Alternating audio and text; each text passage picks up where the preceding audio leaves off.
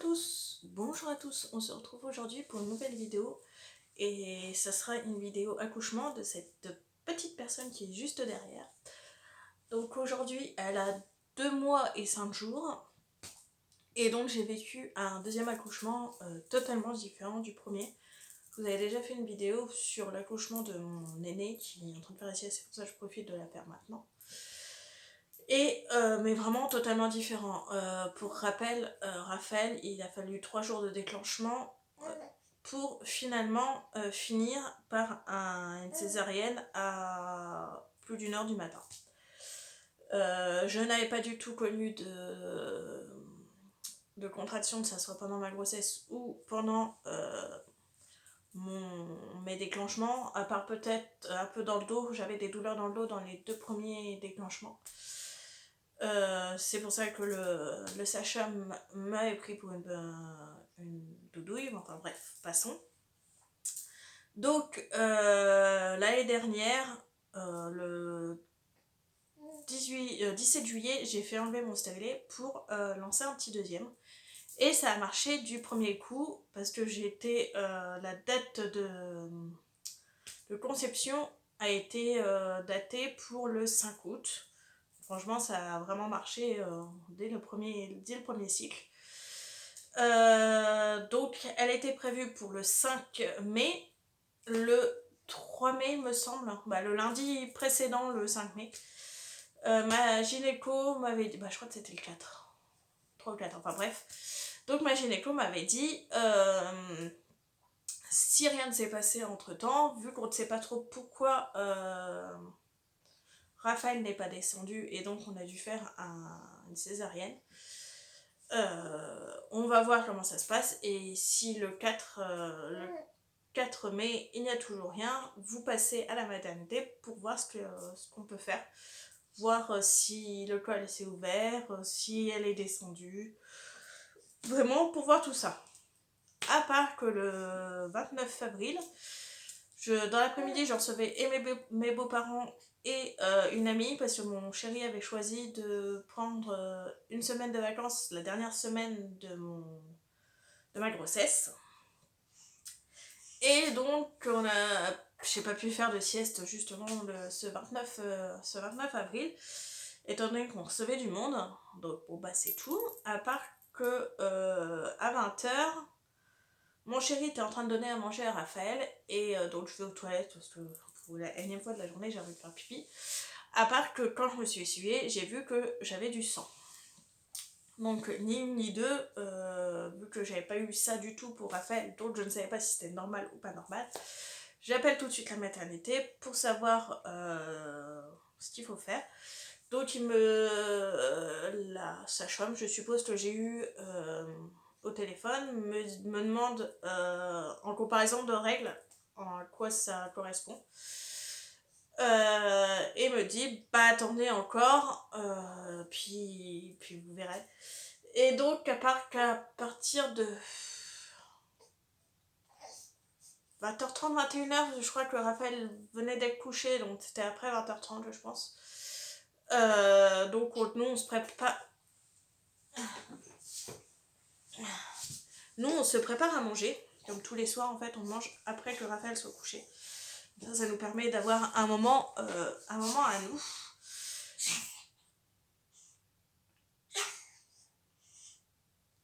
Tes souhaits. Donc ça nous permet d'avoir un moment à nous, de manger tranquille en regardant la télé. À part que oui, j'ai commencé à avoir des contractions, donc j'ai un gros radiateur en fonte. Et il y avait que ça qui me soulageait entre guillemets. Donc je me maintenais dessus pour essayer le temps que la contraction se passe. Donc ma sage-femme m'avait bien dit, surtout prenez une douche, mangez des féculents. Parce qu'on sait quand ça commence, on sait jamais quand ça finit. Et j'avais eu l'expérience avec mes 3 jours de déclenchement, parce qu'il m'avait pas donné le 3e jour, j'ai pas eu à manger du tout. Donc j'avais mangé la veille au soir. Et j'ai pas eu à manger de toute la journée en fait. Parce que le petit déjeuner était pas encore arrivé.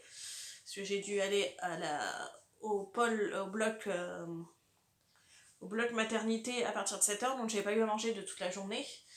Donc là, je savais qu'il fallait quand même que je mange bien, essayer de bien manger quand même, pour pouvoir tenir. Donc on mange, à part que les contractions ne se passent pas du tout, qu'elles me font franchement mal. Donc on avait prévu que ça soit ma mère qui prenne mon fils, peu importe, ce jour de nuit, que ma mère habite sur Reims et la maternité est dans la métropole de Reims. Donc on l'appelait dès que nous on la prévenait en fait quand nous on partait pour qu'elle prévoie pour venir nous chercher à la maternité, et après elle repartait chez elle. C'était à mi-parcours pour ça nous faisait gagner du temps pour nous, parce que s'il fallait repartir chez ma mère pour repartir à la maternité, c'était compliqué. Donc on l'a prévenu. On a été réveiller Raphaël parce qu'on l'avait déjà couché, donc je crois qu'on est parti à 21h30 il me semble. Et donc le temps d'arriver et tout, il était... il était peut-être 22h quand on est parti, je me rends pas bien compte en fait. Et donc on arrive, il était 22h passées quand même quand on arrive à la maternité. Et donc on fait le transfert de Raphaël de voiture en voiture. Moi je commence à monter, le temps que... Je crois que Kevin avait envie d'aller aux toilettes, donc il va aux toilettes au rez-de-chaussée, parce qu'en plus de nuit il faut sonner, il faut que ça soit le gars de la sécurité qui nous ouvre. On passe par une porte sur le côté, enfin bref, tout un bazar. Kevin a mis un temps fou à arriver à la partie bloc de maternité. Donc la sage-femme a eu le temps de m'examiner, de mettre le monitoring en route. J'étais à 3 cm, j'avais mal, mais je voulais faire ma costaud en me disant non, j'essaierai de tenir sans péridurale. Je crois que j'ai tenu 1 heure. Et donc elle m'a fait changer de... Parce que t'as des salles de pré-travail et des salles de travail, donc elle m'a changé de salle de travail au bout d'1 heure, il me semble. Et au bout d'1 heure, j'ai été passée de 3 à 7. À part que franchement, je ne tenais plus niveau douleur.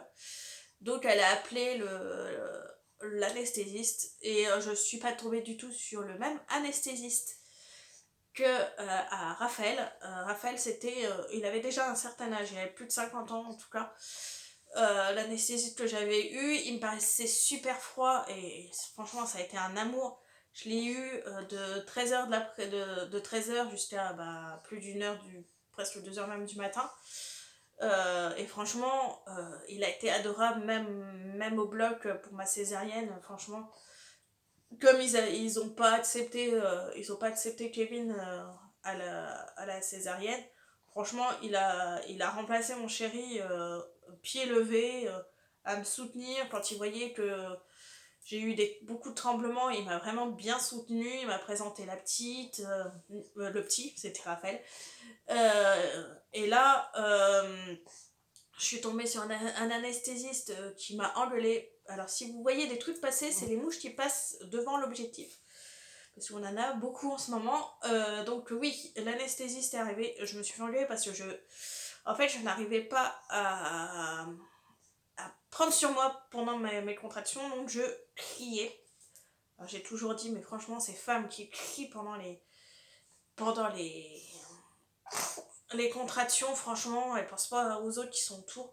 En fait, on n'y pense même pas, en fait. Et donc, lui, il m'avait fait penser en me disant, oui, pense, madame, faut pas crier. Après, j'ai eu le droit à madame, il y a des gens qui dorment. Alors que, franchement, tout l'étage est consacré à la maternité, mais franchement, les chambres sont très éloignées du bloc maternité où on accouche.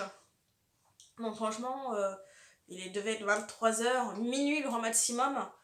Donc franchement, je pense qu'il n'y avait pas beaucoup qui dormaient pendant leur travail, enfin bref. Donc je me suis fait respecter par l'anesthésiste. Et à part que le problème, de 3 à 7, ça a dû mettre 1 heure, 1 heure et demie pour passer de 3 à 7. Et le problème, c'est que c'est bien connu, la péridurale fait ralentir énormément les choses. parce que j'ai accouché, il était 9h48.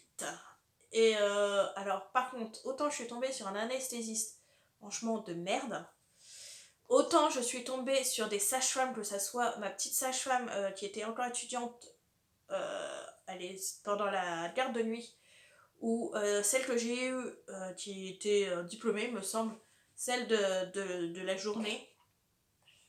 Franchement, ça a été du tonnerre. Et en plus, j'ai eu la chance d'avoir ma gynéco qui était de garde ce jour-là.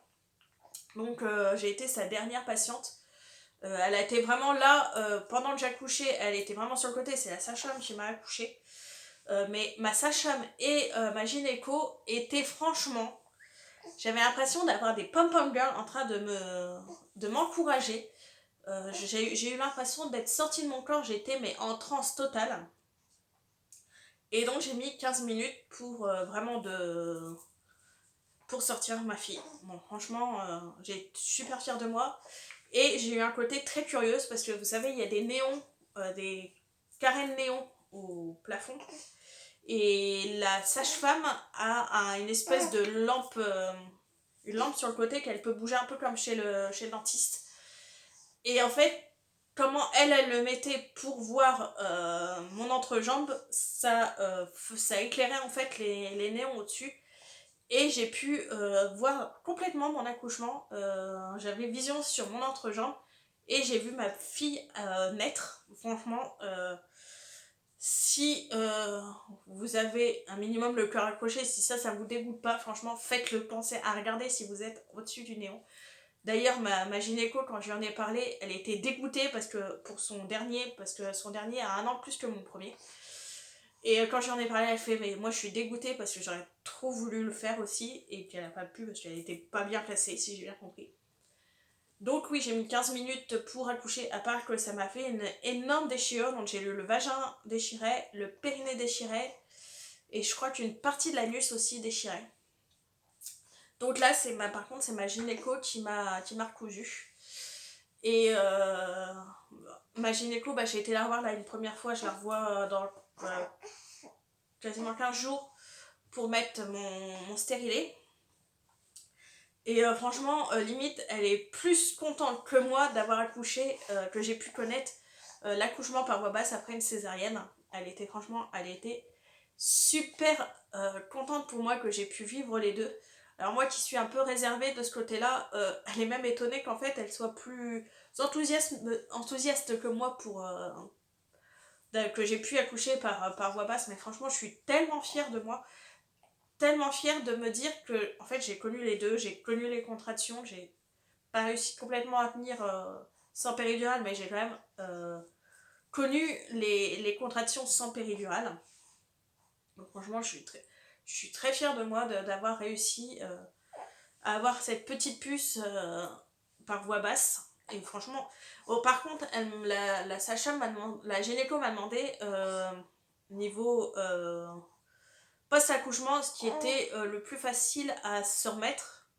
Alors on va pas parler de fatigue parce que franchement entre la fatigue d'un premier où on a que le premier à s'occuper et la fatigue d'un deuxième parce qu'on a quand même le premier à s'occuper et que moi j'ai Raphaël qui a changé totalement de cycle de sommeil. Le matin il pouvait se réveiller à 9h 10h, maintenant c'est 6h du matin.